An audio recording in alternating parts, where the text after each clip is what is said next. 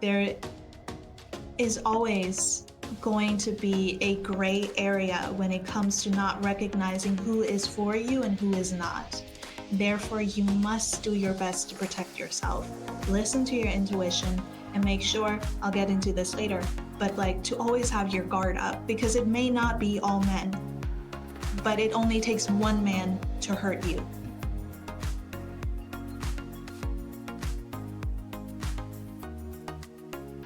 Daily Humans podcast welcomes you. I am Ash Lee. And I am Nina. Yeah. Huh. How you doing? Yeah.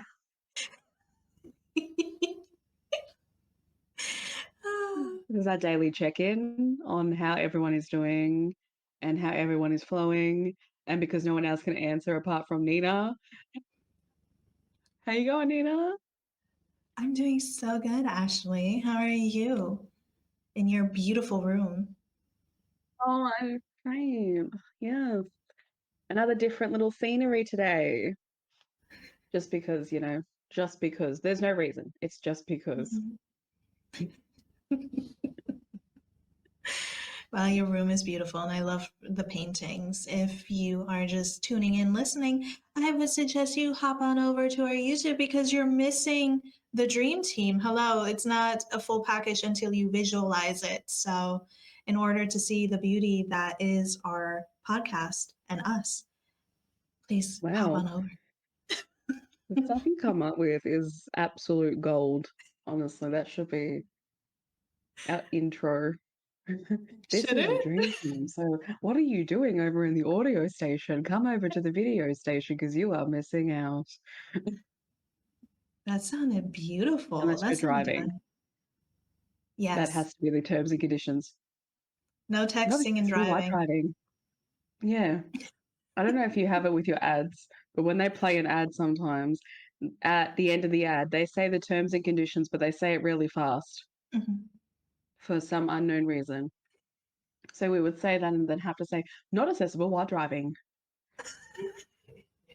That's actually really good. Yeah. We'll like speed it up. It's like terms and conditions apply. You may not, I can't even say that. You may not.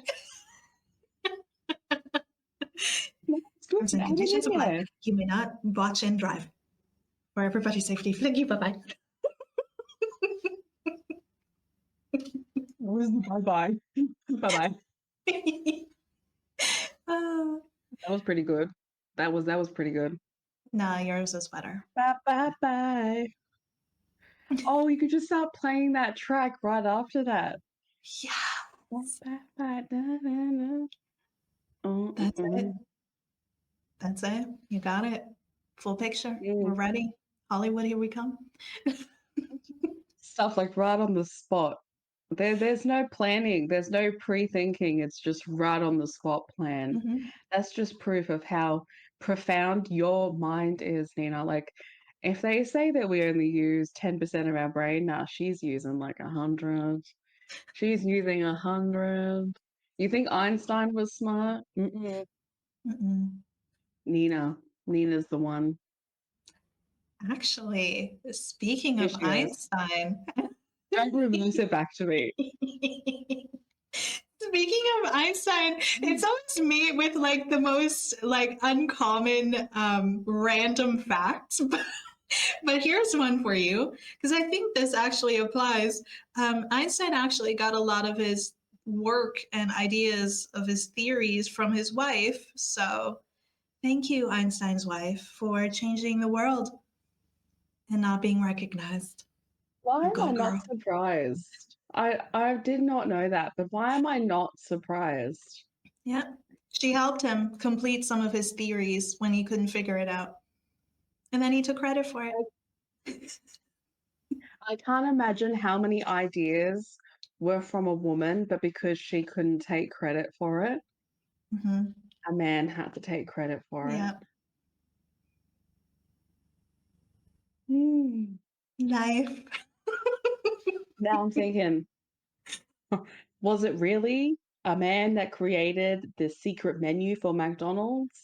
or was it actually a woman? Actually, technically, in that story, the guy who, I don't know if he's alive or not, I have no idea on the detailed information about it, but he stole it from someone else. I think that was the story, is that technically McDonald's and the franchise of that is a stolen idea from another What? person. Yeah. I think there's a documentary about it. I believe that there is. And that's how I heard about it. But I sat there and I thought, yeah, that pretty much checks out. I mean, human beings, human beings. Do you want to know one more thing? A little fun fact Yep. to start your day with? I love it. Tell me. So there is a documentary out there. I do believe it is on YouTube. I do not know its name anymore. However, if there is one documentary I would love to give everybody on the face of the earth just one watch, it would be this one. And essentially it goes back to the fact that the royals in England right now aren't actually the true royal blood. The actual king that is owed, I would say, the royal crown or whatever you call it. I'm not really good with royalties and all of that, but in England, is a guy from Perth, Australia. He is supposed to be the King of England, actually, and he has a little cattle ranch with his family out there in Perth, and he's the king. Supposedly should be the King of England, but they falsified like birth documents or whatever birth. There were illegitimate sons and children back in the day, and the wrong people, the wrong bloodline got to the throne and to the power. But it's actually the true royal blood is in Perth, Australia, having a cattle ranch. So Honestly, what would you prefer? Because I just people see money, but I would see living like that as no, could not yeah, do. same. I wouldn't want to be a part of the continuous ignorance, Yeah, I'll say. yeah. He was actually lucky. That's what I think Harry and Meghan left. Hmm. I feel like in a lot of ways it was partially the reason that they just didn't want to participate, but I could be wrong. I don't know. I'm not them. Yeah. So Mm. lots of revelations today. Lots. What's But I had next? What no else idea. can we possibly say? You know what? Here's just a little thing that I want to narrate. When you think to yourself that it's not possible for a human being to be capable of something like this, I just want to remind people that this is human beings you're talking about. You literally have a human being, potentially, he could be something else. You had a human being that started the Holocaust. Like one human being did that. So if you ever think to yourself, it's not possible, oh, human beings can't be that malice or that odious or callous. Just look at history, but also look at the current events that are happening now. Yes, it's possible for a human being to steal an idea and feel completely fine profiting off that idea for the rest of their lives, as long as they're safe and as long as they're all good. That's sort of the thing, isn't it? It's survival. If something can get you out of survival mode, no matter the cost, people have done it and people still do it. So just a little thing, just a little sprinkle. Not to be so like, oh, the human experience is doom and gloom, but I don't like to remain personally ignorant to that reality that human beings are capable of really a lot of things. Yeah. I'm not going to say everything, but I'm going to say a lot of things. Okay? Yeah, Yeah. thank you. No, I totally agree. I actually, you were the one to actually make me aware of this, but what was it, months ago, you came on our group chat and you were like, I watched a documentary and Monopoly is based off of people in real life and streets in New York where certain demographics were living and them being more poor. So those streets are represented on the board as poor, and then other streets are considered more expensive and more valuable. And then you also have always referenced the game of life. So when I feel like that has totally that and our rainbow fish conversation that we've had, that book has completely just like zapped me out of whatever zeitgeist I was in and made me aware of the Matrix yet again and just how unreal life is and how manipulative it is to make a board game based off of human suffering. And then you teach kids to play upon it and be like, oh, it's fun. And then you grow up and you're like, this is real life. And they made it as a game. And that's kind of what it is in real life as well for people of higher social status. But okay. I can just hear people being like, that was the past. That was the past. Don't bring it into the now. Yeah, but that's where it originated from. It originated from the suffering of human beings, and that's where a lot of things originated from. And with the Monopoly board, as Nina said, the ones that you don't pay a lot for, they were considered the lower class, right? It was also made, I think it was also created from racism too, as well. But yeah, and then as you get around the board, you see some of the middle class ones and then the higher class ones. They established it like that. And the game of life too is interesting because it literally is the depiction of the narrative that's fed to you for human life. Like as you're going down the board, you get your kids in the car. Like we have the game of life board here, and you get a little car, and the little car has holes in it, and that's for your husband, your wife, and your kids. And you travel down the board. Oh, the insurance company cancelled your insurance. Pay out $10,000. And what did the insurance companies do in with the LA fires? I Yeah. don't know. And as I was telling Nina as well when we weren't recording, I've been watching a lot of documentaries on the Victorian era and the Regency era. I love my history, you know, but when I was watching them and I was listening to what doctors did and how they molded the lower class to continually fit what they wanted from them without actually making it look like that. Like what it comes down to is the same thing that's happening in our day-to-day reality, is that those that are considered higher class or consider themselves to be um, want there to be a lower class for their own agendas, because without the lower class, can their agendas be fulfilled? Because in these documentaries, I'll give you one quick example, and I told this to Nina just before.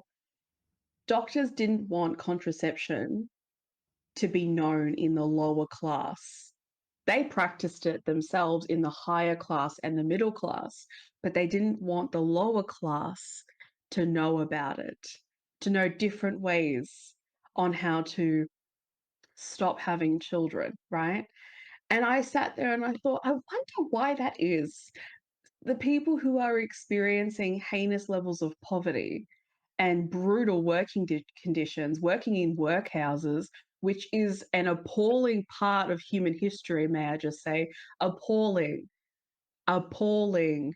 It says here that, because obviously there are different workhouses all around, Victorian workhouses, there was 145,000 people each year that died. In the Irish workhouses, 250,000 people died each year, may I just say.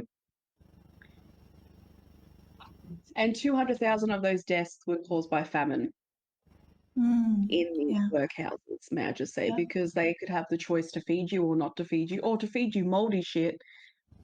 You know, it was just knowing the participation in making sure that the lower class remained lower class, in my opinion.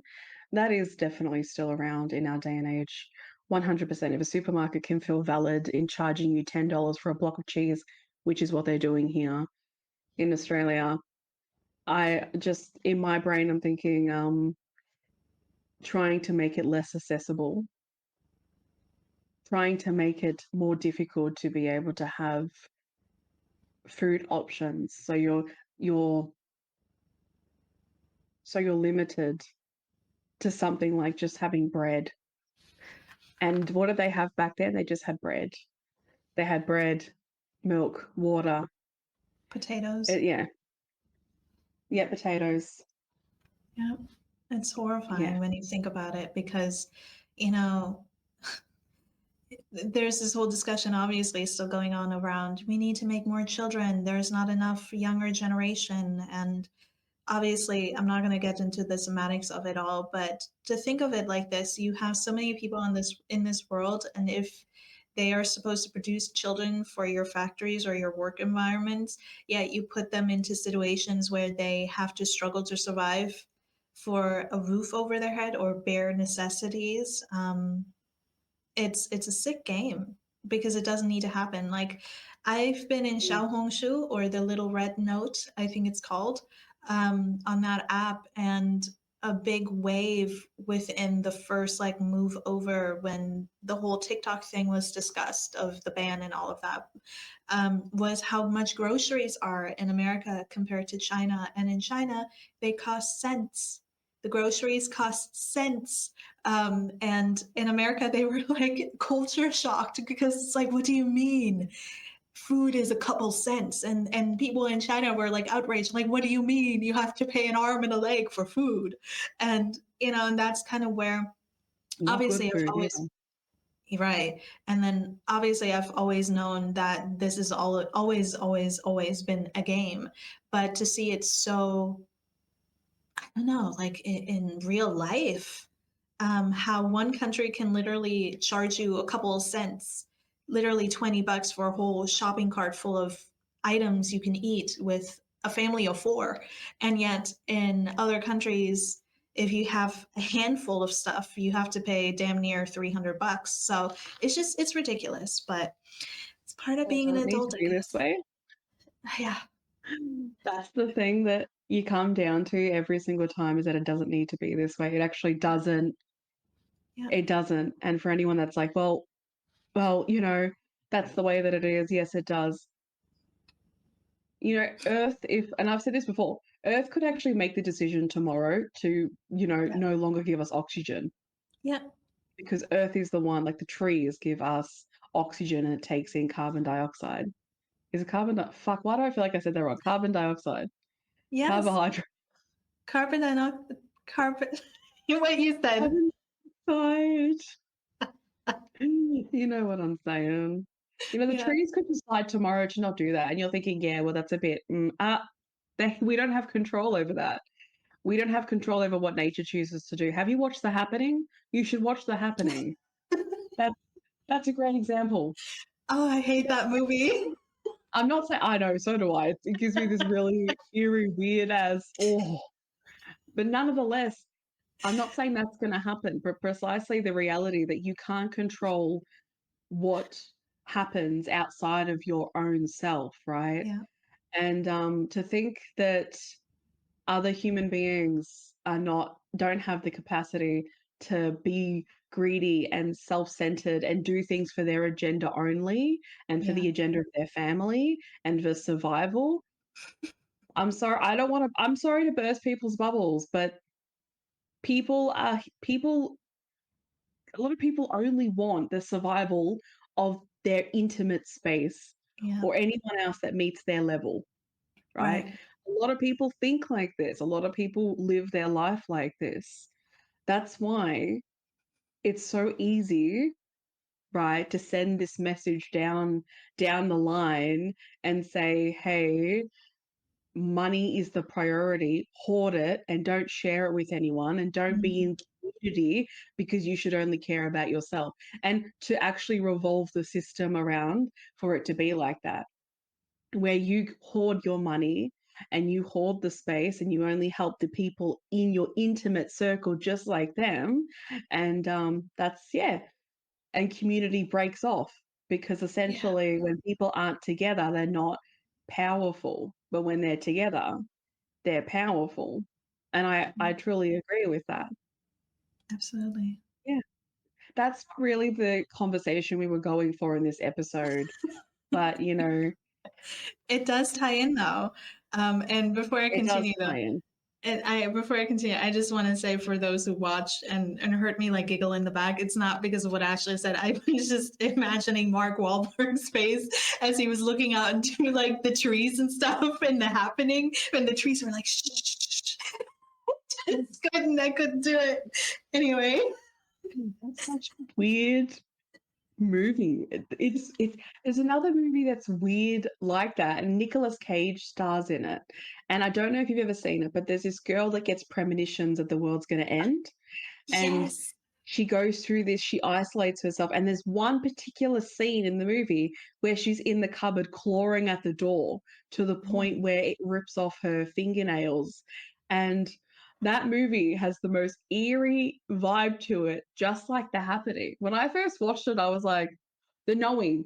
It's called The Knowing, I think. Yeah. That has the same energy as The Happening. They're both just incredibly, like, I've seen end of the world movies. I've seen plenty, but nothing as eerie as those two.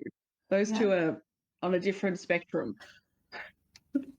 I will say though, there's somebody who broke down the movie on YouTube, The Happening, and he he pulls out like the most funniest scenes of the movie, and it's hilarious. If you guys do want to laugh after watching the movie, if you're freaked out, just look it up.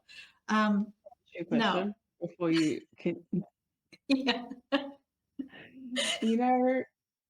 I am not offended by that because you setting boundaries and you saying no is a great thing. Wait, no. I meant no as in like I wanted to continue the sentence, but if you want to ask a question, please do. When I said can I ask you a question? And you're like, no. Was that a no towards that? No, it wasn't. I was like going on in my own sentence. It was like major respect. Please ask questions. Was the funny part that he used, was it with the older woman? I think so. She got it. Yeah. I knew it because that scene, why? Yeah. Continue what you were saying. I love talking movies, but yeah, no. To get back to the integration of what you said, Ash, a lot of this is based off of. Unfortunately, I had to bring it up as it is a continual discussion on this podcast, but it's not just capitalism. You thought I was going to say that, didn't you? No, it's patriarchy. Hi, the other bad brother. It's capitalism, and then it's patriarchy, and they're just kind of like ruining the world. Patriarchy, la la la la la la. No, I wonder what they think up in the spirit world watching us. Oh man, down on us thinking, la la la la, you're all fumbling the bag. It must be terrible up there, like looking down and seeing this mess. It just brings me back. I feel the same way. Did we share this on the podcast? There's a song that I shared with Ashley where this girl, this young woman, she wrote a song about Earth, and she was like, "Earth is ghetto, get me out of here. I'm wearing like a bright shirt and I'm waiting for the aliens to come." It's a much better song than that. But that was kind of the gist, and Ashley loved it, and I fully agree with that whole sentiment. Visualize me standing next to her singing the song too with our fluoro shirts on. Looking up at the sky, come and get me. I am here. I digress.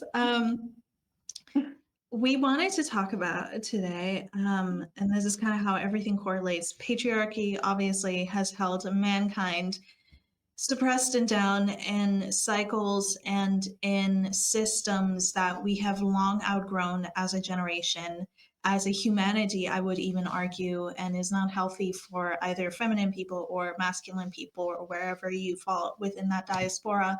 And so today we thought it would be a great time with the rise of insanity on a global scale and femicide, to talk about women's safety. Because my goodness, have you gone outside lately? Have you seen the madness? Have you been on the internet? If you have, you must have seen all the people gone wild. And even though I make like light of this now, the things that are happening on a global scale, and I'm not talking just the genocides, but that's also, part of it. The amount of femicide, the amount of harm on women is shocking, and Ashley has shared some of her stories that she's gone through going outside, going hiking. I've shared some of my stories, just going to work, just on the way to work and being stalked and harassed and nearly pulled into strangers' cars. And I think there needs to be more discussion on this, because if you're a young person out there, obviously we have listeners of all ages, all nationalities, you're all across the world. It is not often talked about within the discussion of your safety in going out there in the wilderness in life, while traveling, while going to work, while dating, while meeting new people in general. And this whole kind of, I would like to say, apathy towards holding people responsible for their actions. We are living in a society currently where there is a lot of discussion of not all men. Now, I know that this is divisive. I know that this is a really big topic, and Ashley and I kind of want to share into this as well. But let's be real. When you walk down the street, when you're by yourself, no matter who you are, and you see a group of guys walking towards you or a group of girls walking towards you, who will you feel more intimidated by, right? Who do you typically have to be more careful of in terms of manipulation, control, and abuse? And abuse can come in all forms, and they can be by all genders. Absolutely valid. Yes, heard. But we need to talk about women's safety in this episode, because there have been far too many stories for my comfort or to my liking about people being very lackluster with their own safety and with giving people the benefit of the doubt when the benefit of the doubt doesn't benefit you, essentially. So yes, we shall commence this discussion now. Ding. Scene. Oh. How I wanted to start this conversation off is because I came across a TikTok video of Andrew Carpenter, I think it is, a leading lawyer tackling some of the most disturbing crimes in Australia. This was another podcast, but he basically says that Australia is the third largest consumer of child abuse material, right? In the world. The US is number one and UK is number two. And when I see that in other videos and I thought about having children, I am so much more on the fence of not having children. I'm probably about 10%, 5% in the potential, maybe, but majority is a no.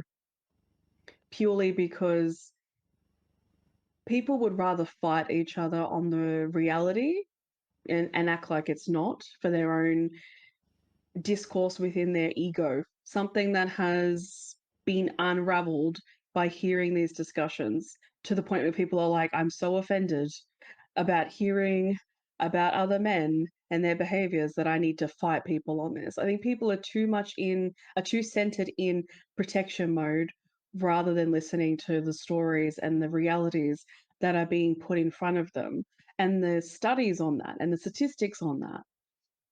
70,000 men were in a group talking about assaulting their family members, their mothers, their sisters, their daughters, children, asking for tips on how to do so, talking about women in certain ways. 70,000 men on an app called Telegram, which is, I think, in Germany, Yeah. if I'm right, Nina, to say. Yeah. Yeah. Why would I want to bring children into a world where You can't guarantee who is safe and who is not when you have such large numbers participating in all forms of abuse. But, it hits the ego too much to actually have some validation of what's happening here. That's the one thing I find the most on social media is protection mode is so rapid. It's so rapid. And I understand from an individual's point of view that when you're being, met with the wrongdoings of yourself, people get protective because they're not used to having those things put in front of their face. But here's the thing is that in this human experience evolving and growing and actually, responsibility for self is needed. Otherwise, if no one takes responsibility for self, we just keep having the issue that a lot of you are talking about now of billionaires getting away with things. And you have anger towards that, right? Well, when you don't have accountability and responsibility for the things that you do to other people, that's exactly how they feel.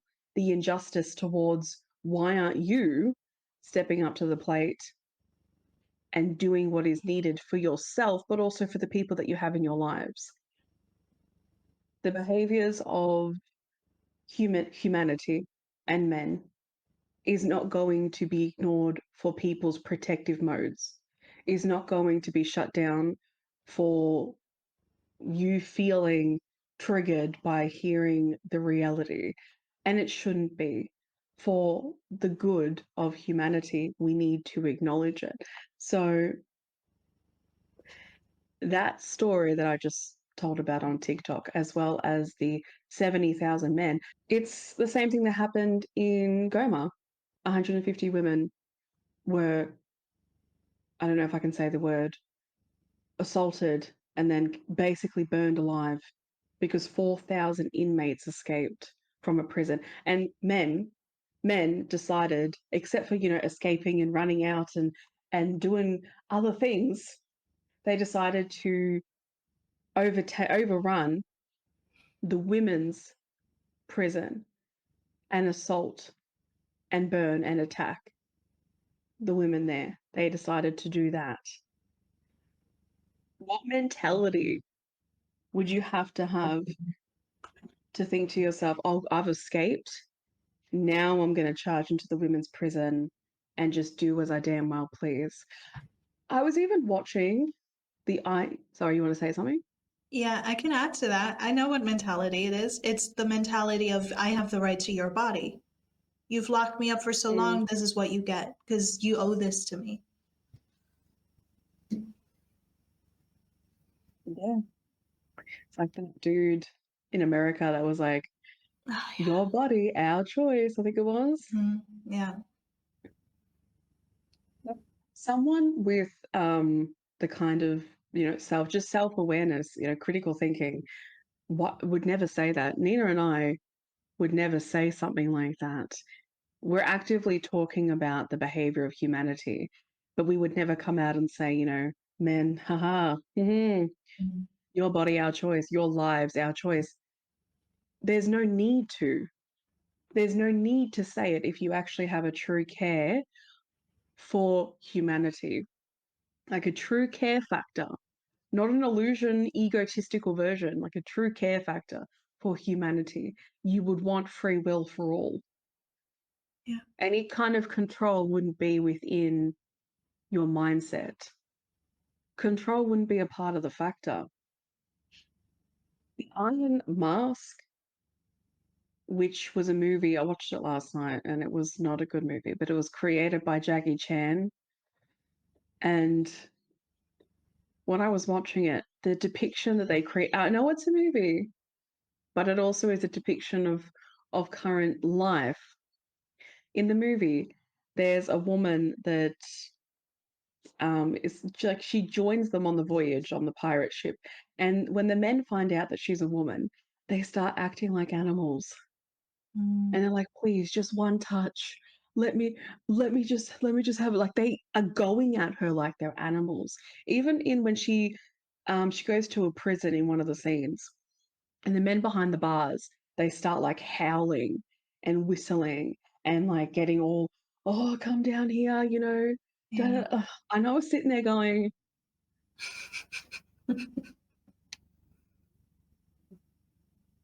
when you walk down the street and you have an entire group that start like building up this energy just to be like, oh, like wolf whistling and oh my god, da, da, da, da, da. That's what it reminded me of. Yeah. And I thought to sit there online and try to fight that there is no to sit there online and try to come up with this narrative that there is no that the behavior is not out of control when it comes to how certain men step towards women is again just another part of purely for protection mode. Because I've never understood the point in getting so rowdy and riled up like that. I've never understood the reason for it. You can admire, and I've said this before, you can admire and you can stand from afar and have your own little, oh my God, attractive, da da da. That's fine, it's human, but it's what you do afterwards that matters. It's how you approach your own feelings towards what you're acknowledging. Acknowledging a human being, in my opinion, shouldn't trigger this sort of like animalistic behavior. That would need a lot of self-reflection and therapy potentially, and other things, in my opinion, if that's how you're reacting to people. I've walked past guys and thought, yeah, definitely good looking. Literally. Women and thought, oh my gosh, stunning. But these feelings don't come out where I think, I need to follow them. And I need to like let them know, like in this real way of, oh my God, come here. Let me whisper in your ear. I want to tell you a secret.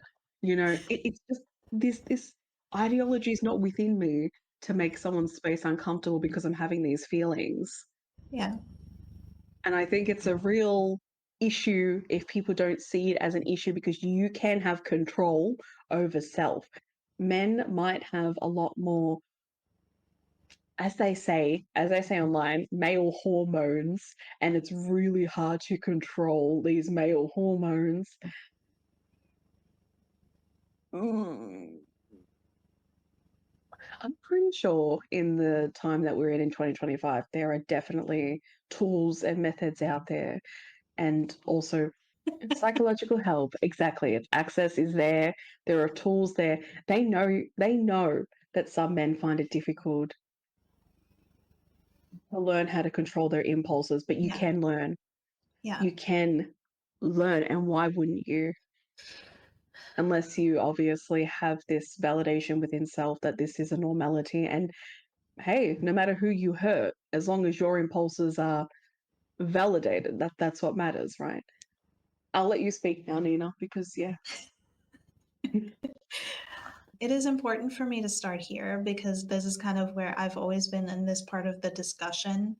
Um, when it comes to human life, right? There's a pros and cons. Sometimes I think things are subjective, they're in the gray. It's hard to just kind of look through stuff, right? I always want to, I have been that person that has tried to see the benefit of the doubt, that has tried to be like, oh no, they didn't mean that. Oh no, that's a little bit weird that he did that or said that, but I'm sure he didn't mean anything by it. And, you know, the reality of that is obviously there is a severity factor and commentary and jokes being made and all of these things, right?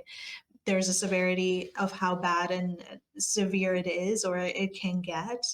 But at the end of the day, if somebody thinks it's okay to speak to you in a certain manner because of your sexual orientation, disposition, gender, what you identify as, your body type, anything physical, and speak to you in a disrespectful manner or think they have access to you because they are attracted to you or whatever it may be, right?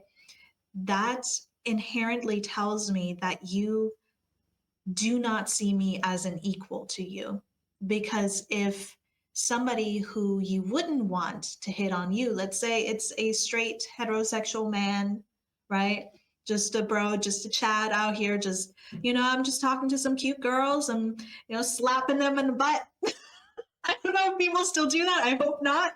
Like, let's take a stereotype, right, that you see in movies.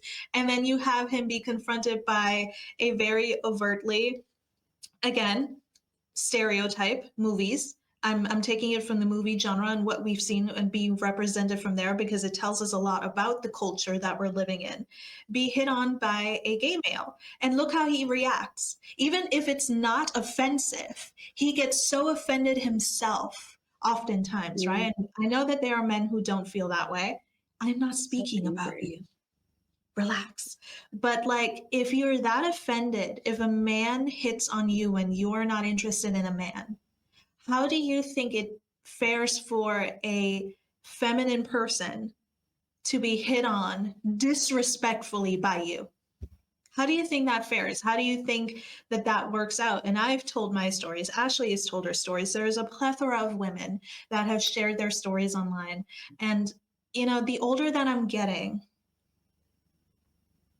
the more I am seeing, and I hate to say this, but it's the truth, the more I just don't understand how we've come to this position where we've come so acceptable of this behavior, even within the feminine dynamic, even within women communities. We have just kind of, our generations before, our parents, etc., have kind of just accepted it.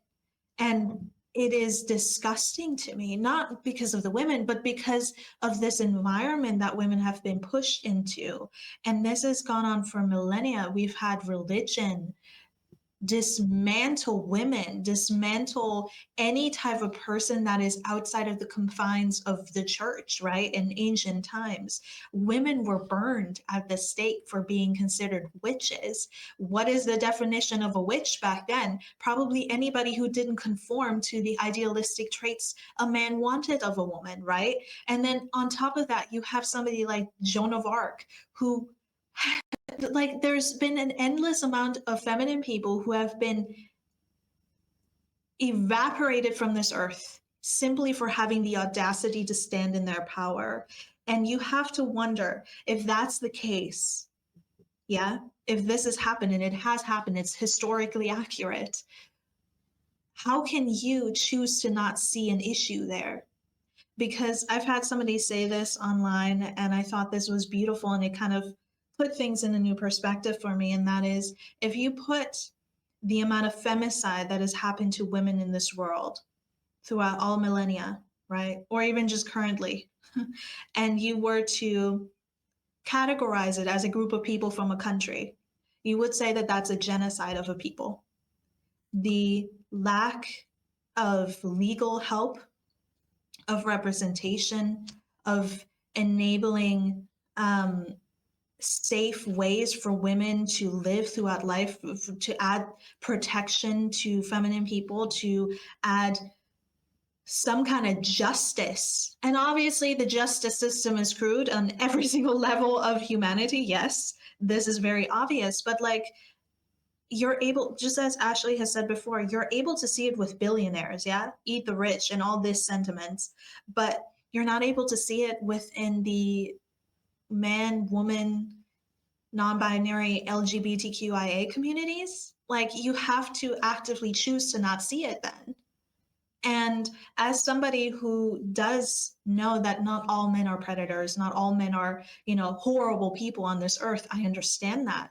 But why do we have it at such a fundamental level of existence on this human earth that women are continually suppressed and oppressed throughout millennia, where people's rights are being taken and stripped from them, where people have the audacity to even attempt to think to say your body, my choice, right? Like Ashley said, people like that, they're sick in the head. I agree that you have to be so attached from reality. You can't be normal. That is not normal to be. And yet it is normality now more than ever before because we have let behavior like this slide for centuries. And that is the problem. And if you continue to be on the side of, like, well, my ego is offended. I'm not like that. I'm not like that. It's not about you. What are you actually doing to change the system then? Because it can only change from within. How are men protecting women from other men? How are men standing up to other men when men are threatening women in public? Are you standing up? Are you saying something? Or are you quiet? And you just think, oh, what a terrible guy. You know, these are the things, these are just everyday examples, but it goes so much further into that. And the reason I wanted to discuss this as well today is simply because I have seen way too much just submission to the idea of it's not going to happen to me. I'm smart. I'm a smart woman. It's not going to happen to me. You can be the smartest woman in this world. If somebody wants to harm you, they're going to harm you, and you can't have control over that. You can only try to, as best as you can, protect yourself from it. I've spoken with endless people I've known in the past who, when it comes to traveling different countries, are like, well, it's just a different country. It's not as bad from where I'm from. It's gonna be fine. Nobody's gonna harm me. I'm gonna harm them instead. And I'm like, that's not real life. You know, and there's a story Ashley shared with me on TikTok from somebody else. And I know I'm referencing online stuff, but it's because that's where people share their stories. There's a woman who went on a date with a guy, public setting. She did everything right. She was smart. He was kind. He was so nice. He was such a gentleman. He paid for everything. There were no red flags. And then she went home. They parted ways. And then she got a text where the guy was like, hey, my roommate's like kind of not home right now. Can I maybe come over? And she was like, that's kind of weird. But he was nice, you know, and he paid for everything. He was very respectful. There was no quote unquote reason as to why she should feel bad or feel strange about this proposition that he was asking her of like why. I'm going to get back into what I want to say, but I digress the story. She eventually caves in. He comes over. She sequesters herself to her bedroom. She locks the door. Thank God. He knocks on the door. He's like, hey, my phone died. Can I have a charger? She's like, my charger's out in the kitchen. Oh, he goes out, comes back. Short time after, is like, there's something wrong with the charger. It's not working or something. She's like, that's weird. And then she gets a weird feeling again. And I think she's had weird feelings throughout this entire encounter after the date and as soon as he came over to her place. Long story short, she called the police. Police came, entered the house, the premises, and in the living room, the entire living room was covered with tarp, I think it's called, just like this plastic sheeting. And he had planned on harming her. And you think, where in that is the red flag? She shouldn't have like allowed him back to her place. That's really weird. And it's like, as a woman in that type of situation, you have no reference when it comes to that specific person in the way they treat you and in terms of like trying to find the red flag in their behavior. Because the thing is, when somebody really wants to convince you that they're a great person, they're going to pull out everything, every trick in the bag. And that's how manipulators, narcissists, abusers get into relationships with people and then start to twist the other person's mind. And this can be with all genders, of course, obviously. However, women oftentimes are the most harmed, are the most dismissed in this. And then when they share their story, there's victim blaming. Perfect example. I'm going to end it here, but I'm going to say this. There's a documentary on Netflix right now. It's called Victim slash something else. I'll put it in the description if you guys are interested. But there's a documentary out there. Woman got assaulted, went to the police, did everything quote unquote right. And then she got arrested because he sued her for defamation. And then she had to fight the police because they were like, well, you made this allegation. We don't know if it's true. So now you're getting arrested. And she had to spend the night in jail as a victim of a crime. And you can think of that as an isolated incident, but it's not. And the thing that I wanted to say while I was sharing the story of this woman dating or going out on a date with a individual is that this is something I've learned. This is something I would like to pass forward to anybody listening and watching in today. If there is a man in this world, right, that has trouble or needs help, he's going to ask help from another man. He's not going to ask help from you, a woman. That makes no sense. Out of all the people in the world, let's say you're in a parking lot. Oh, my leg's broken. Could you help me get the groceries in the bag? My bag just fell. I'm so sorry. He's not going to ask you if you're a woman. He's going to ask another guy, or he's going to call a friend, you know? And it's suspicious when a man only seeks out you, an individual woman all alone. And we've shared the stories. There are many out there in society. If you want to listen, just go online, right? There is always going to be a gray area when it comes to not recognizing who is for you and who is not. Therefore, you must do your best to protect yourself. Listen to your intuition and make sure, I'll get into this later, but like to always have your guard up, because it may not be all men, but it only takes one man to hurt you. Drop. One of those things where you end, mic drop moment. Thank you. Yeah. I've said it before in a TikTok video. I think it was one of our episodes. I think I said, it might not be all men, but how do you know? Yeah. How do you know? You don't know whether someone is going to play out an agenda or not, or whether someone is going to make a decision to harm you. You're not going to know if one of your close friends tomorrow decides to, discard you from the group randomly. Like you don't know. And no one can assume. You can't assume. So just to touch on women for a second, in my observation over the last few years and personal experiences as well as learning, I think women were taught to be enablers. And I think women were taught to be enablers because inhumanity has been so normalized. It's normalized. It's normalized to be a bully. And you might say, no, we have all these campaigns, we have all these protests for bullying. But the thing too that I continually notice, and I'll give you an example. I had someone comment on one of my TikTok videos, basically using the analogy snowflake and brutally honest. They're common words used to, add to the ideology of harden up and all that kind of crap when it comes to human emotions.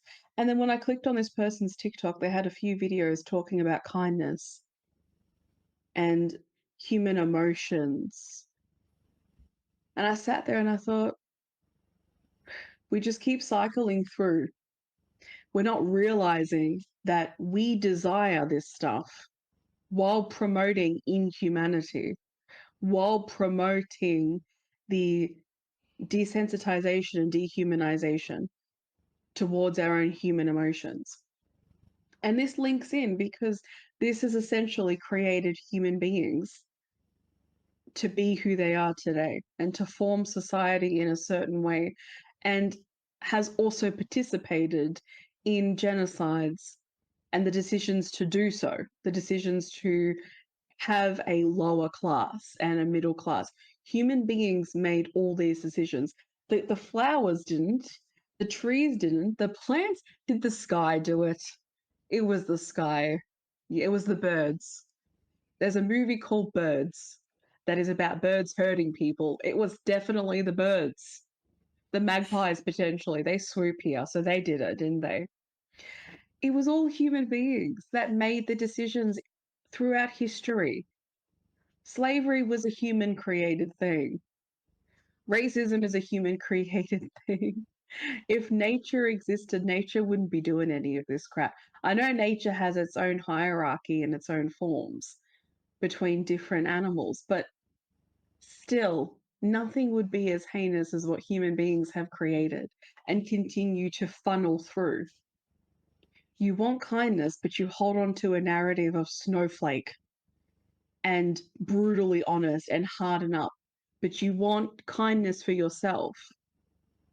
How do you get kindness in an emotionally unavailable society? How do you get people acknowledging the wrongdoings of society, the wrongdoings that have happened to many of you? How do you get people to acknowledge it if there's no emotional availability? If they're not in touch with their empathy and compassion, how do they see what they do wrong? How do you get justice? A lot of you are actively promoting inhumanity. And the repercussions of that is what you see on the news. The repercussions of the ideologies that men have continually passed on to each other and hold on to for who knows what reason. Maybe it's because they're afraid of femininity, because that's been discussed too. And that's where the anger comes in of being hit on by someone who's gay, and the just real intense anger that I've seen come up. Or even when you mention it to Yeah. certain men, I'm not going to name who, they get so like defensive over it. Mm. And it's like, hey, why? Why does it trigger such a response from you? What have you actively been taught or programmed within yourself even to have this kind of response? What's the need? What's the need? They exist. There's a spectrum, and that's for me the most normal part of humanity.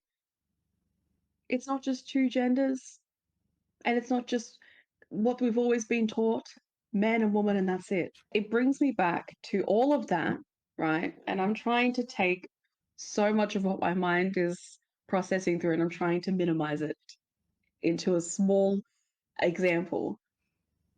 Women became enablers because for one reason, being in a space of tolerance is what was programmed into women throughout the centuries. They had no say, they had no rights. There is a culture, I think it's in India, where you can't divorce your partner because Yes. it brings shame to your family. Mm. So even if there is heinous levels of abuse, you can't leave. So essentially you become tolerant, don't you? For your own survival. Because I know in the versions of my life I've become tolerable for my survival.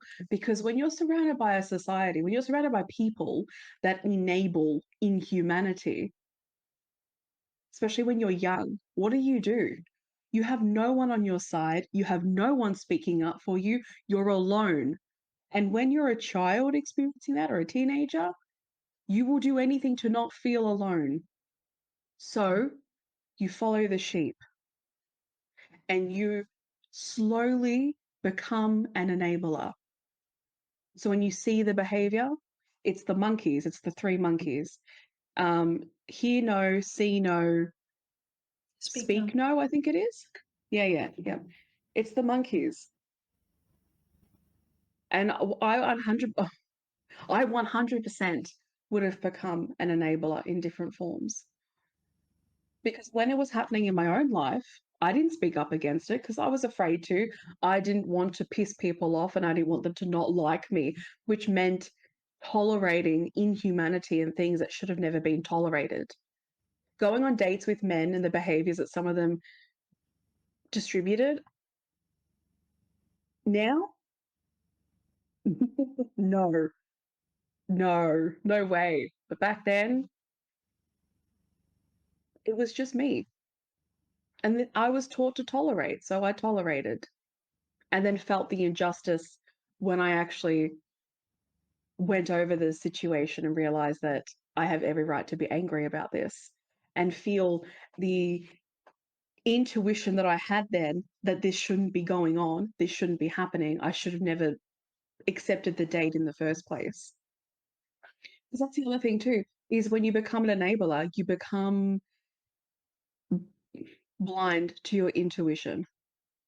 You don't believe in yourself. You don't trust yourself. So when you're feeling this feeling, this gut feeling, you're taught to push it aside because what they feel matters more.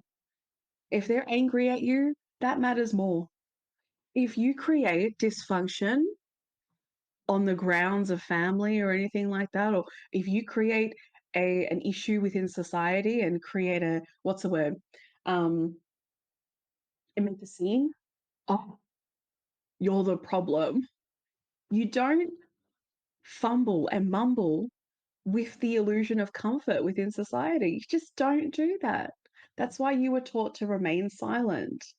Silence is complicity. Silence creates more and more grounded environments. That's what they told you, right? That's what we've been taught, is that is the grounded way of living, is silence, and not trusting our intuition, and not trusting ourselves when we get a certain feeling towards someone, and not speaking up. But also, not speaking up can also meet with danger as well, because let's not be delusion. Let's not be delusional here. Safety in speaking up is always not there. Safety in speaking up is not always there and can put you at risk. And we're not denying that. Speaking up is not always safe.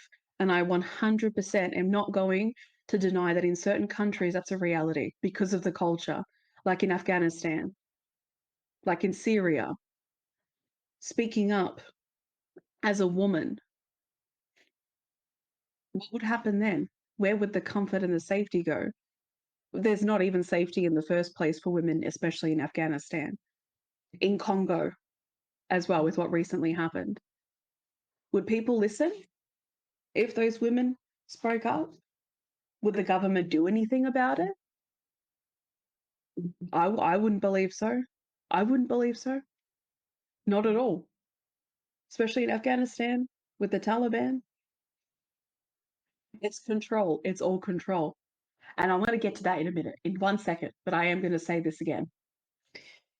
Ladies, our intuition is our greatest gift.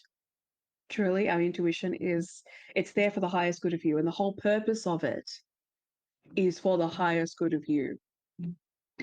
People say like a gut feeling, whatever you want to call it. If you want to call it a gut feeling, call it a gut feeling.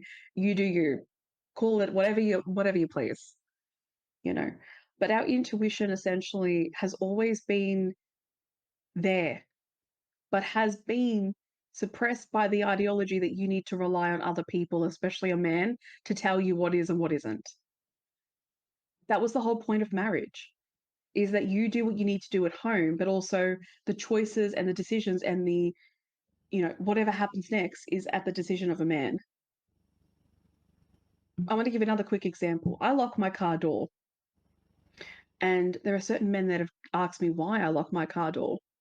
And I say because of my safety, because anyone can jump in the back of the car. Anything can happen.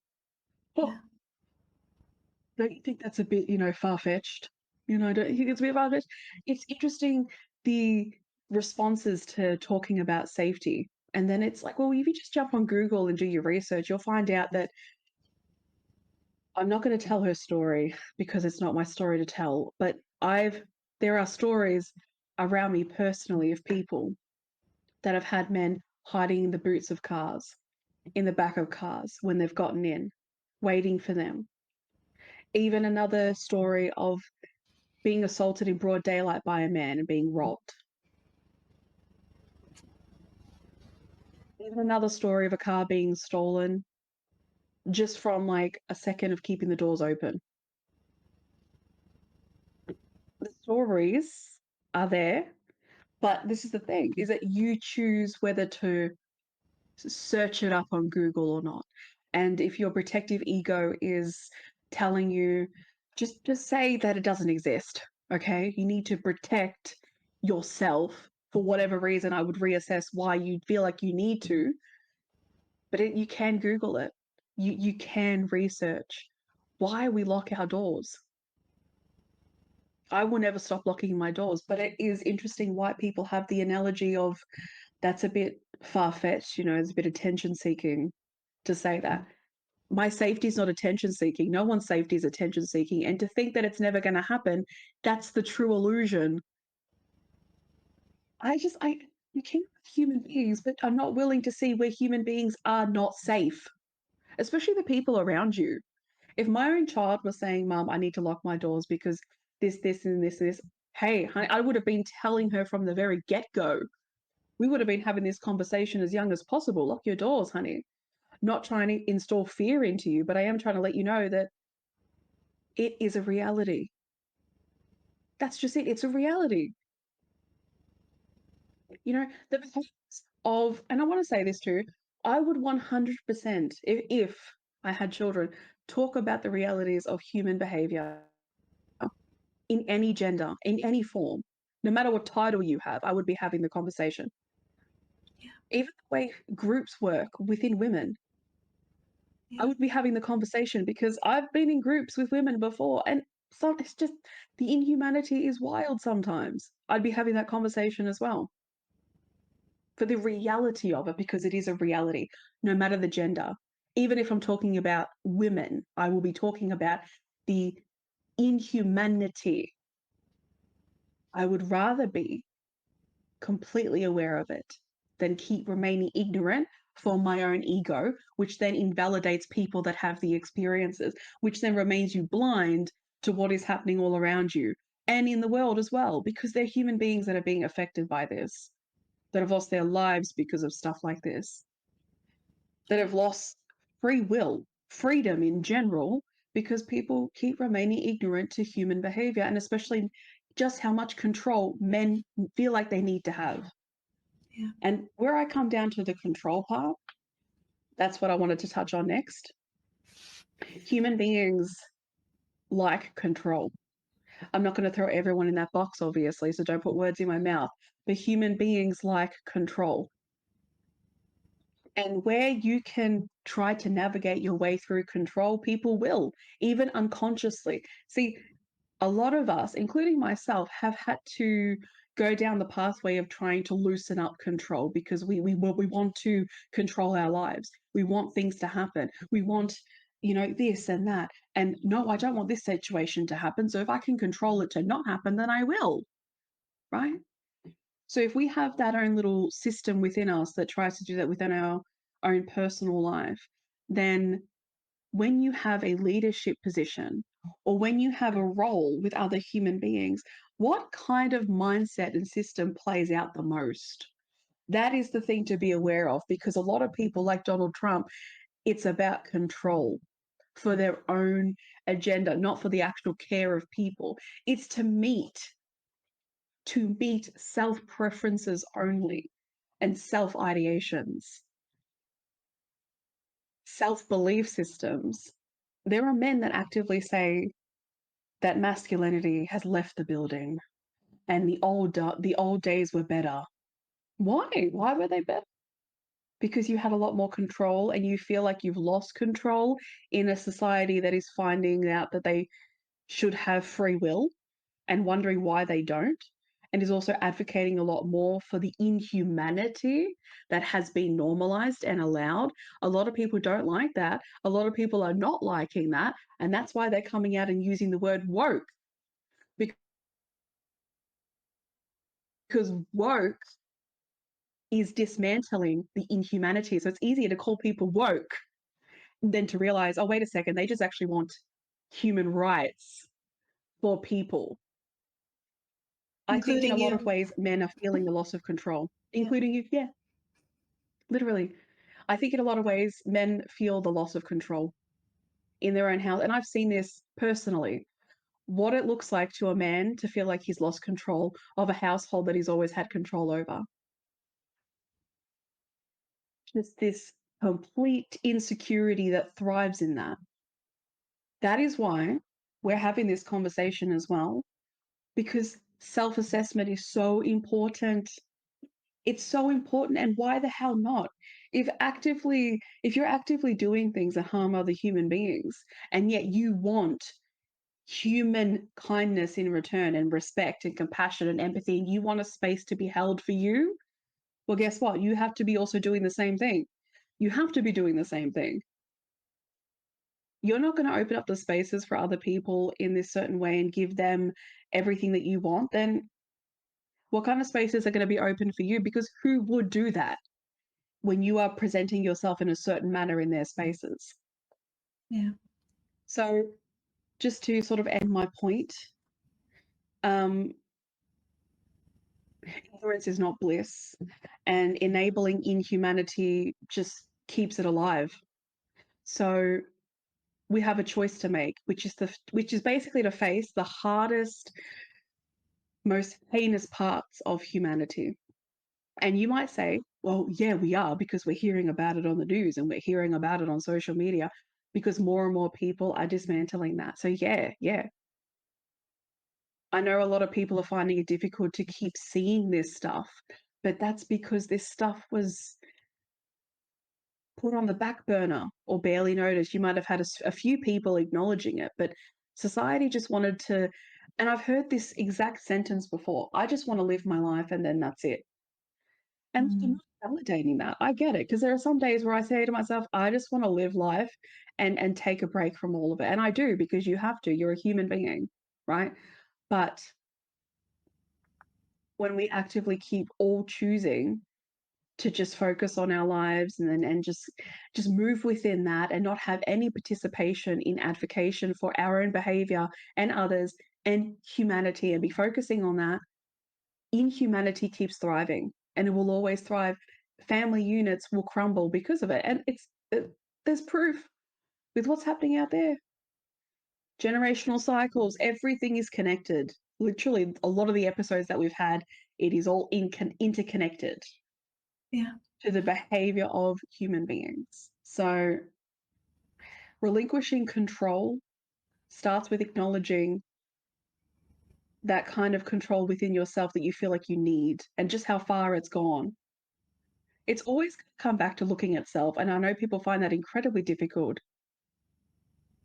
But inhumanity doesn't just discriminate. I'm not talking like racism and all that is a part of this, but inhumanity as a whole doesn't discriminate. Yeah. And anyone can experience it, like an illness. Anyone could wake up tomorrow with a chronic illness. So the inhumanity can happen to you. And if we want it to stop, well, we're going to have to start acknowledging the hard shit that we don't want to and get uncomfortable. Including the people who are the most oppressed in society, because those are the voices we have to then turn to. But to touch back on something that you said, Ashley, there is I believe she is a psychologist, Dr. Ramani. I believe is her name. Yeah, Dr. Ramani. She is an Indian doctor of, I do believe it is psychology. And she has done couples counseling or counseling in general. And there is this interview that I watched a little while ago, I think it was last year, where she said she has seen couples or women in abusive marriages. You know, in India, like you've mentioned, there is this culture that you shouldn't get divorced because it puts shame on your family, as Ashley has mentioned as well. And there's many other cultures that hold that within themselves, and even families that hold themselves to that standard. And she has said she has met with women that after years and years of toxic, turbulent marriages that have kept them in shame cycles and in defeat, they have now at, like, let's say 80 years old, after their husband has passed, found a new life and started life all over again just for themselves, because now they know what it's like to not live under that control. There, for such a long time, they have been married to somebody that was not good for them. And if you're in an environment that has this mindset, obviously, divorce is not available for everybody, unfortunately. There are countries where you have to get permission to get divorced from your husband as well, which is ridiculous. But I will say this, and this has been spoken many times, but I will say it again. Be very, very careful who you choose to be with as a partner. And choose to get into marriage with, especially right now with a lot of laws changing. I've said this before in a prior episode. Depending on where you live, the laws can be very different. They can be empowering or disempowering. So be very aware of that before you enter into marriage with somebody, because it is a contract and that has legal ramifications for you as an individual. However, to go back to the women diaspora of things, we have been taught for a very long time to be polite. That is where the quiet comes from that Ashley was speaking about earlier. It's the sense of, I shouldn't be disruptive because I've been taught to be polite. I have to have manners. Meanwhile, a lot of, unfortunately, and I've encountered this since I was young, men were not held to that regard. They could just be themselves, you know? That's where the whole coining Same. term of boys will be boys comes from, because boys were just allowed to be boys. They were just allowed to play and be free and, you know, do manly things with their sons Oh and yeah. or with their fathers and with their friends and all of these things. And then you couple that with a society that doesn't hold responsible men because it's run by men, and they make it more passive for other men even when they are harmful to other men. And when you have the discussion of a lot of women sitting their sons down of like, you need to be responsible, we've had a whole generation that has grown mama's boys where they've enabled the actions of their sons, you know. And it's like Yep. there's so much there interculturally within different aspects of this that it's so deeply entwined. But yes, like you said, women have been kind of unfortunately molded into submission and molded into the acceptance of less, because that's, you know, we've had it a little bit better than our grandparents, so it's better for me now because I can vote. But as you can see, that right can be taken just like that. And if it's something that can be taken, then it's not a right. You know what I mean? Like it's not a right in wherever you Mhm. live. And if you can go to school for years on end and then somebody can rip your doctorate degree and be like, you're not a doctor anymore, you're not a this anymore because you're a woman, that's not a human right. It's a violation of human right. And so for us to kind of, or for a large amount of people to kind of just cover their eyes, like you said, see no evil, and be like, well, it's not existing. I'm not that type of guy. I don't know many men that are like that. There are men like that. We see it with Diddy. We see it everywhere in different aspects of this play out. And the important part here is to remember you're not absolute. Just because it hasn't happened to you doesn't mean it can't.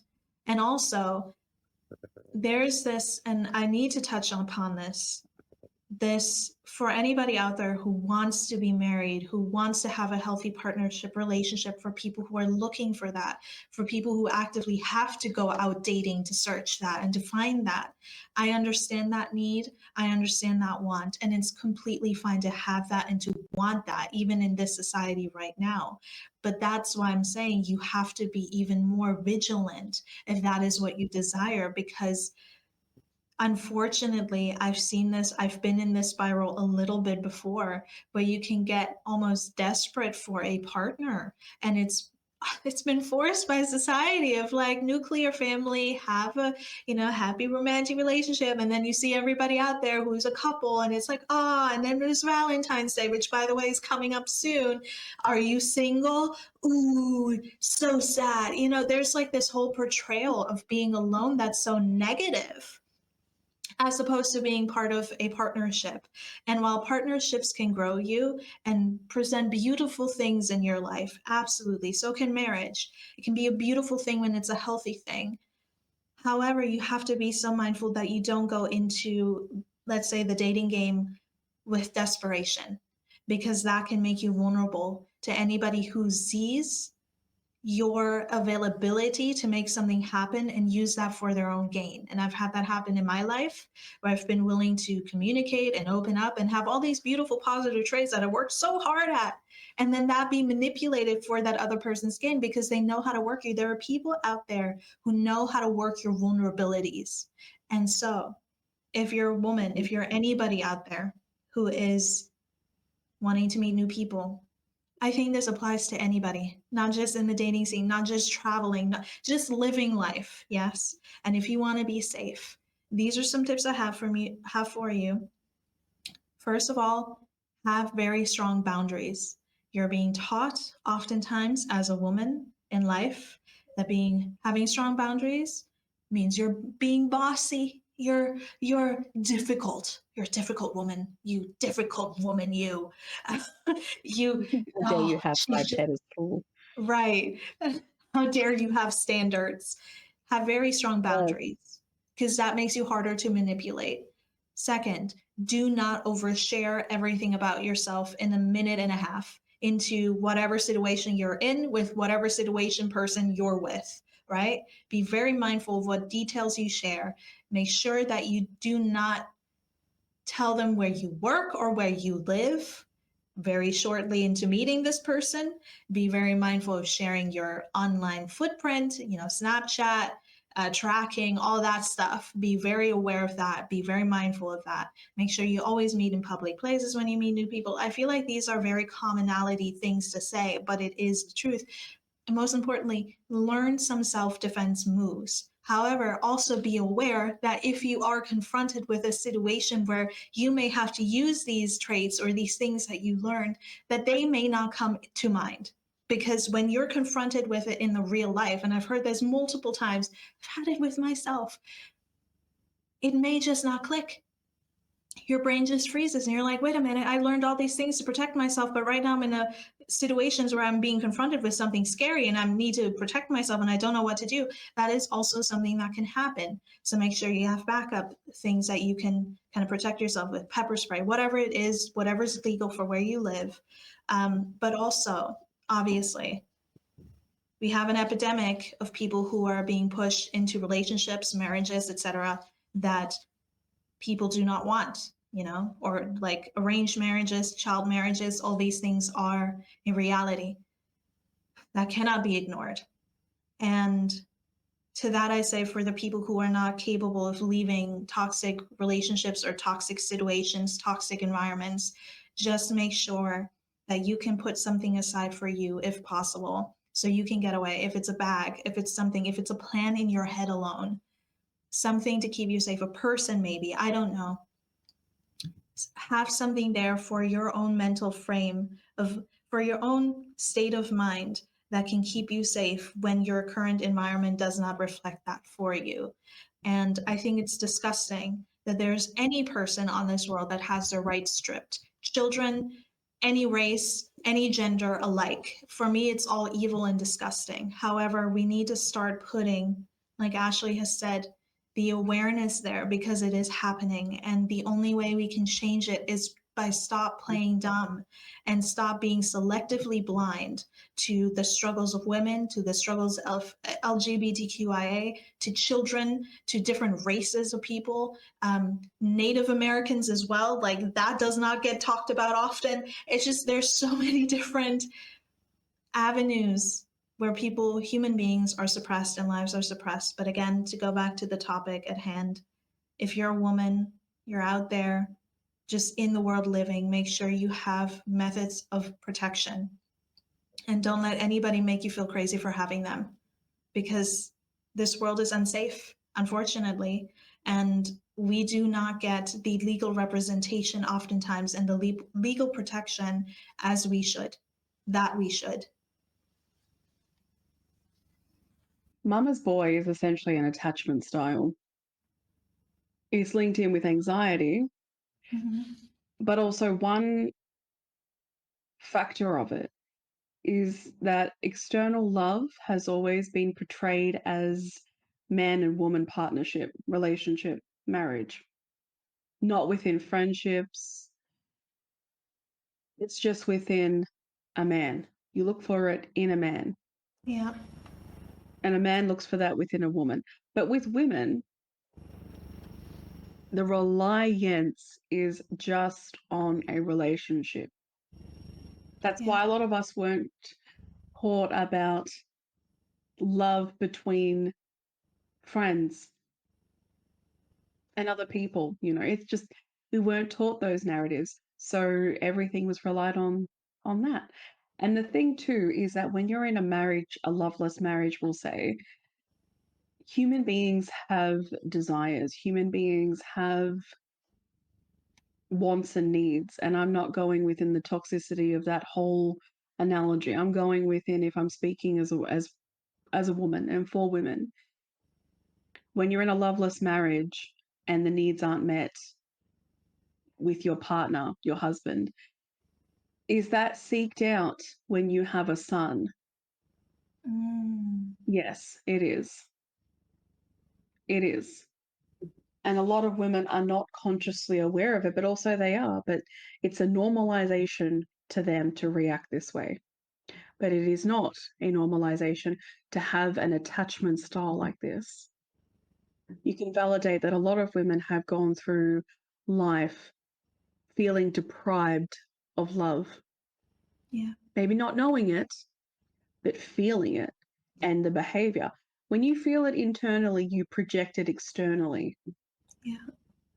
And then a woman has a son, and her son presents opportunities of meeting that feeling of love, Yeah.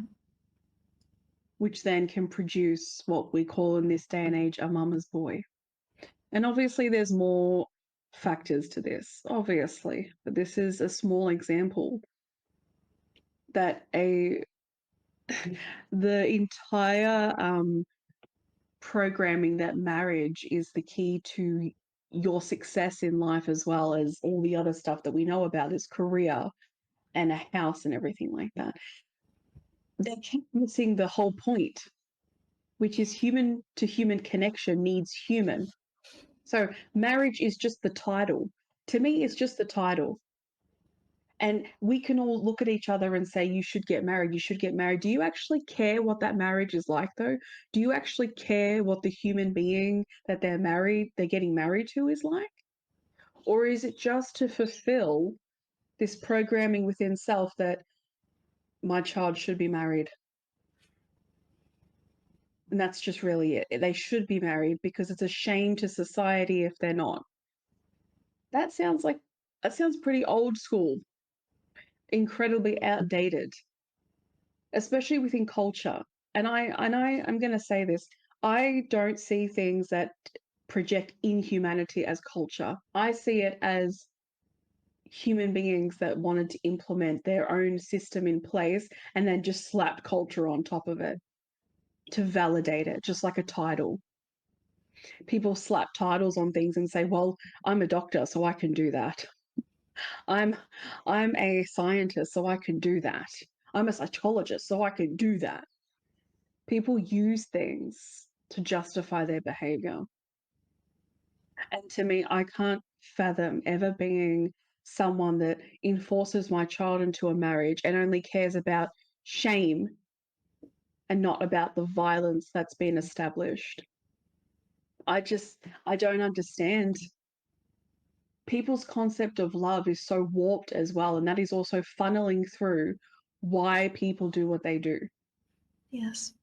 Someone that's been deprived of love, and you've seen examples of serial killers and the documentaries about them, the levels of abuse that they went through in childhood that essentially added to the forming, but also their choosing as well, but added to the forming of their psychology. And there's many more pathways to that, but when a human being is heard, seen, and validated, and that's a version of love too.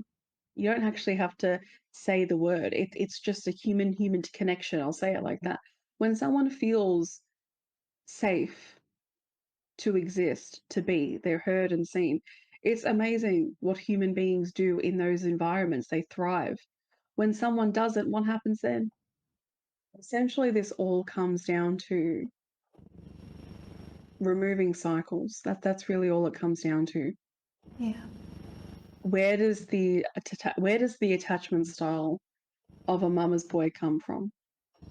It's as similar as almond mums. That's what people call it. Almond mums, mums who are very limited in what they eat, and then they teach their children the same thing. Where does that mindset come from?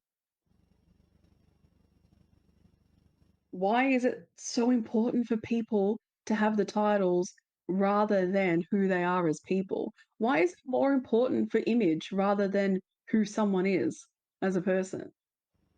Because that also validates the behaviors of men, is focusing more on the image rather than who they are as a person. And I want to say this too. When I see people online say, no one cares about personality, looks are the priority. Attractiveness and having your own self-preferences is a normality within your human system. It's a normality, right? But you have a choice on how you externally project that, and also how you feel it internally too. You have a choice. So for me, I care more about who someone is, but I do have preferences. So acknowledging both worlds, but having a healthy connection with both is the importance of validating your space as well as others. Because I don't need to treat someone like shit if I'm not attracted to them. That says a lot about me. That's more about me than anything. That's all me, really. You don't need to treat someone like shit just because you're not attracted to them. And a lot of men do this. And I've had too many experiences of men thinking, well, because, I don't find you attractive, I can just treat you inhumanely. No, you don't. I'm an existing human being that, like you, deserves safe spaces. And it has always frustrated me. And it's mostly men. I am not going to put down that women do it too. But too that I've noticed is that when women aren't attracted, they remove themselves from the space. And I've done that before. When I haven't been heard in my no or in my not interested, I just remove myself from the space. And nothing further has happened after that. And I'm glad, because then you can make a scene, in my opinion. You have every right to make a scene and humiliate the person for not listening to your no. But even that's a problem. The word no to them means explain more, push further. I have to disagree. It's more of like a conquest. It's like I have to earn her. I have to earn her. So I'm going to keep trying. I'm going to keep going. I'm going to keep going. And so the no is almost like an encouragement of like, I'll change her mind. And it's like I said, a conquest. But even in that mentality, you do not see that individual as a human being. You see the individual as something to conquer, something to possess, as like an object. You objectify her. Because no goes against the people pleasing programming that we're meant to have. Yeah. No goes against, men being able to have that kind of control and position Yeah. of manlyhood. Because a yes allows, I don't remember where I saw it, but men believe that being allowed in the space of yes from women, it feeds the manlyhood or the masculinity, like the version of masculinity that they hold on to. The more women that say yes, the more masculine he is, right? Mhm. Yeah, he's the man. He gets all the And what ladies. exactly?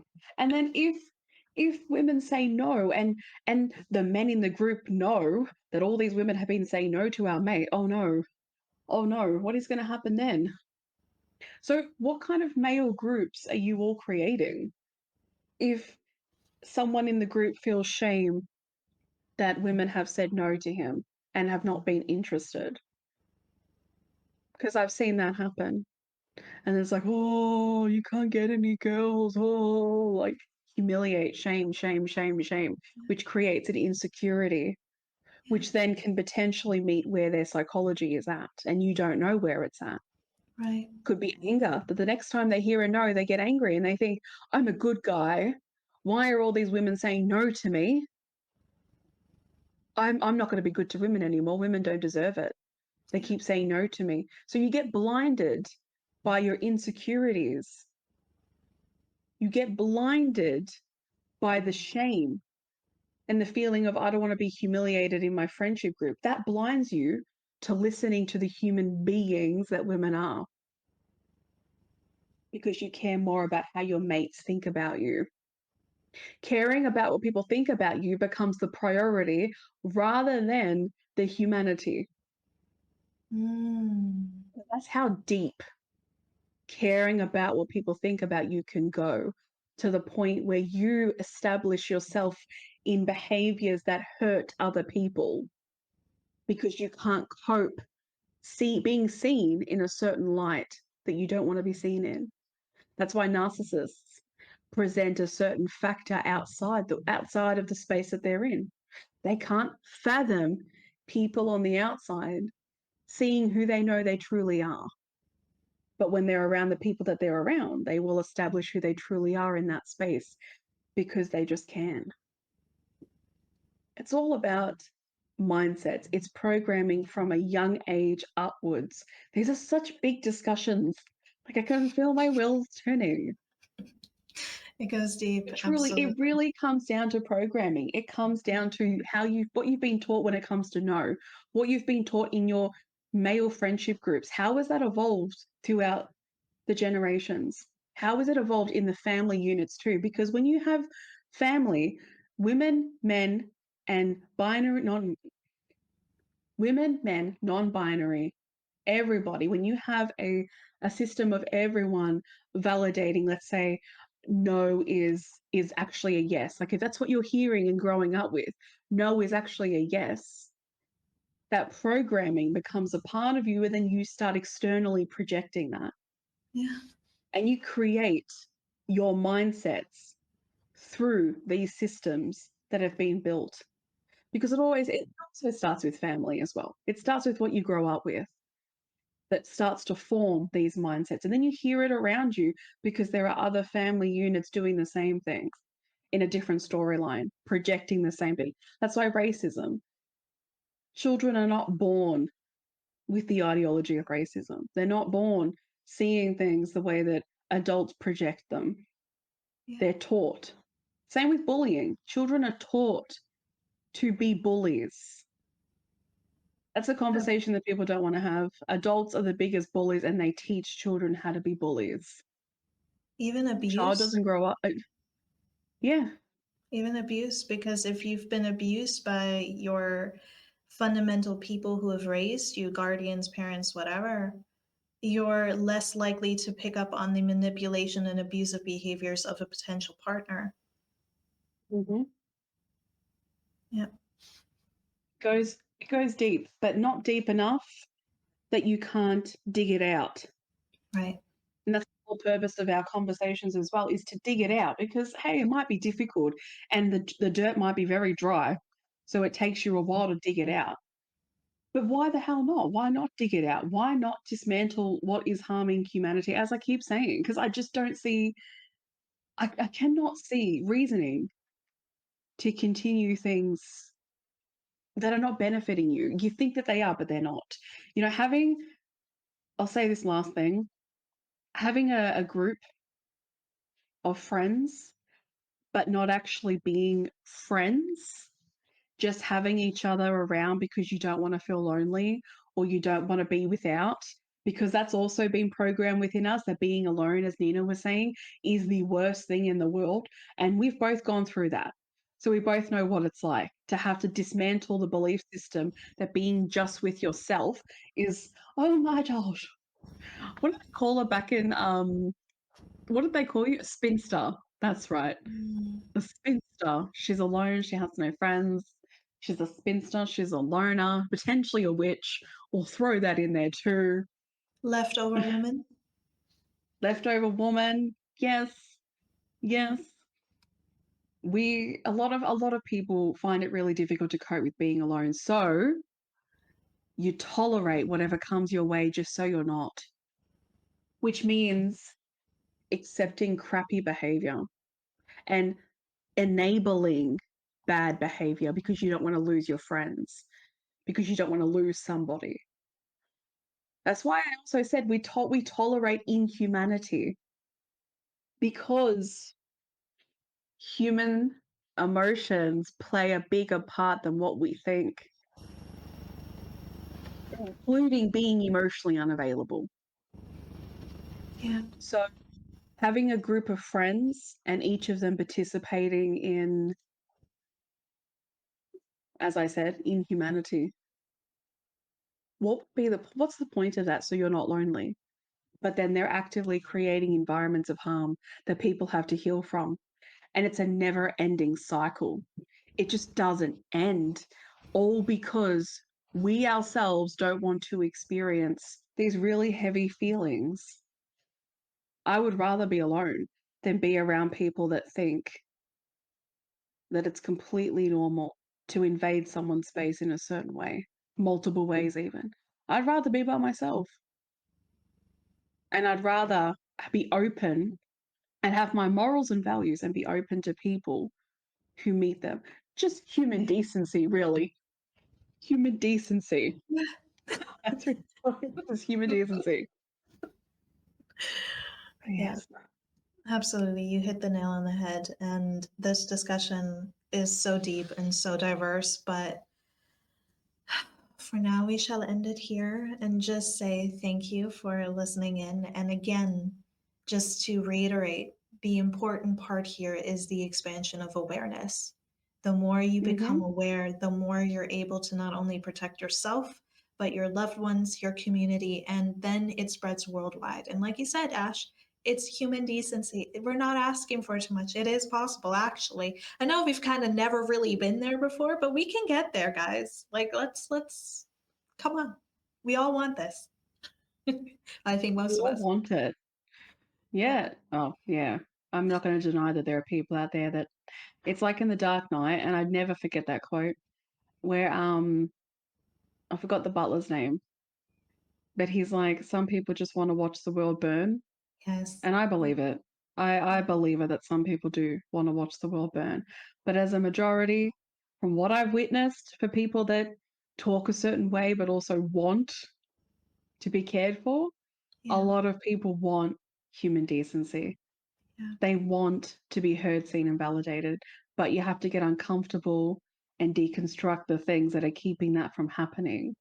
Yes. Which is a human problem. So thank you for joining. Happy Sunday. Happy Sunday. Sunday Monday. Fun day. Yeah, fun day. See you next time. See you next time. Daily humans, fellow humans. Bye.